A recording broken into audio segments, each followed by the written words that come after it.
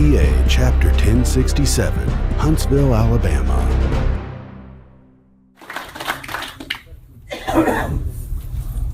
Thank you, Charlie. I appreciate it. My name is Larry Baer. I'm with the Veterans Memorial Museum. I've been with them for approximately 18 years. The museum's been open for 17 years. Actually, it's been open for 17 years, 4 months, 3 days, 8 hours, and 35 minutes. How many of you have not been to the museum? A lot of people ask us how long you've been open.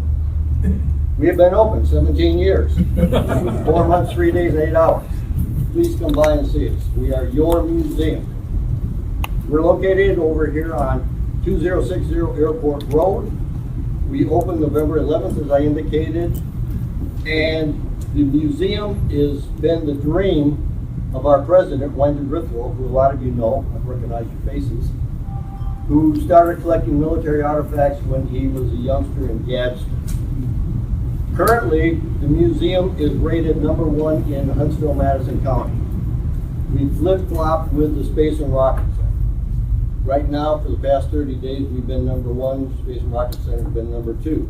Generally, we'll fall back to #2. It's safer to be. The mission of the museum is threefold. First of all, to teach our youth about our rich military heritage. And we do this by having school groups come through the museum. We have a lot of homeschoolers. We have a lot of grade schoolers.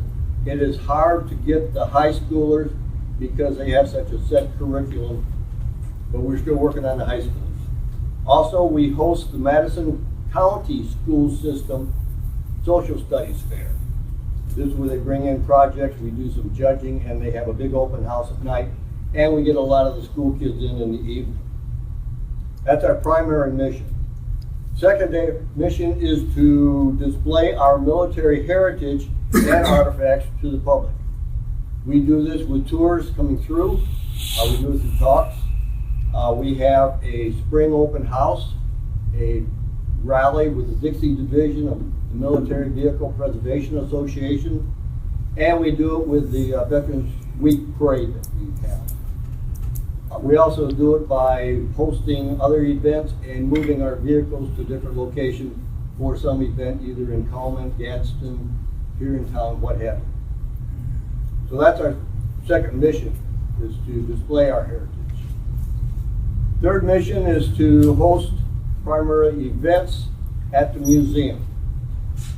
We did a Forgotten Soldier event for Encito Bagley a few years ago. Occasionally, about once a year, we will host General Perna and the AMC staff for their commander's call at the museum. I belong to another organization called Wreaths for Veterans. We put about 4,000 Christmas wreaths on Veterans Days here in Madison County every November. We have an open house and we have events related to Wreaths for Veterans in that group.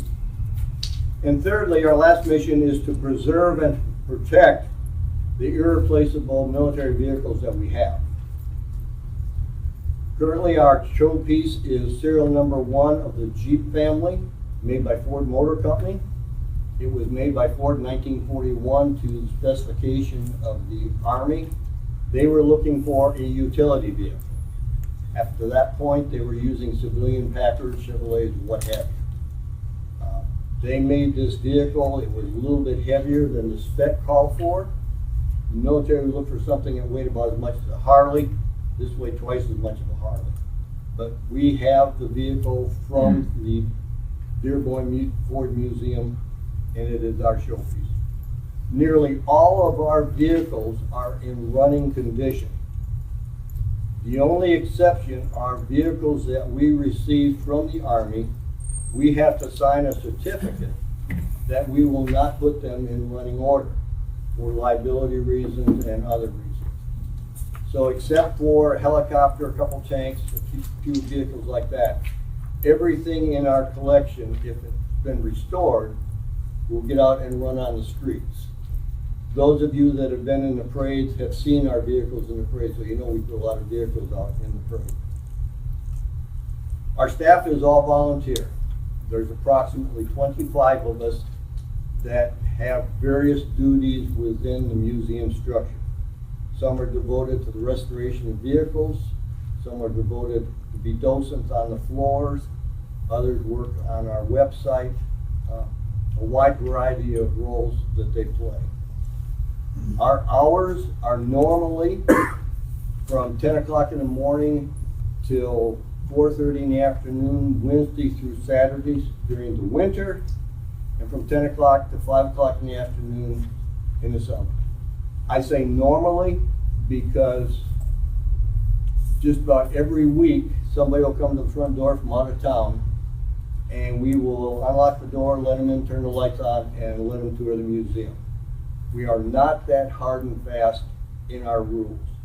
If we are there, if Randy's there, one of the other guys there, people can come in and tour the museum. We're flexible. The admission is voluntary. We have a box people put the money in. The suggested admission is $5, $4, or $3, depending on your status. If somebody walks in the uniform, it's free. We publish a monthly newsletter. Has the events that are coming up and also historical stories of significance, things that we're working on, vehicles. I just returned from a 2-week trip to Vietnam. We'll probably do a story about that in another couple of weeks. But it's a newsletter that we publish that gives you an idea of what's going on with the military museum family. We're also involved in restoration of military vehicles. We have a M1917 Liberty truck that's being restored in Georgia. Currently, there are only 2 others in operating condition. One in the 1st Division Museum in Indiana, one at the Oregon National Guard Museum, and one in Fort Benning. When we get this one restored and back to the museum, it will be the 4th only Liberty truck running. We're also having a Sherman, M4 Sherman, fully restored and operating by a group in Pennsylvania. And finally, we have a World War II Waco glider. The front third of it is being restored at the museum. Right now, it looks pretty tacky because it's sat out in the field in Indiana, I think, for about 60 years. But there is a frame, and the Jeep is sitting in it, so it gives you an idea that it was at one time a Waco glider. The Waco glider was our first attempt at the air mobility concept. And about 14,000 of them were built. Some were built in a little town right next to where I grew up, and I remember seeing them in the area. And they were used in Europe extensively and in the China, Burma, India theater of operations. We're also working on expanding our facilities. Those of you that have been to the museum know how crowded we are. We're a museum warehouse. We would like to be able to let people walk around each one of our major military pieces of equipment.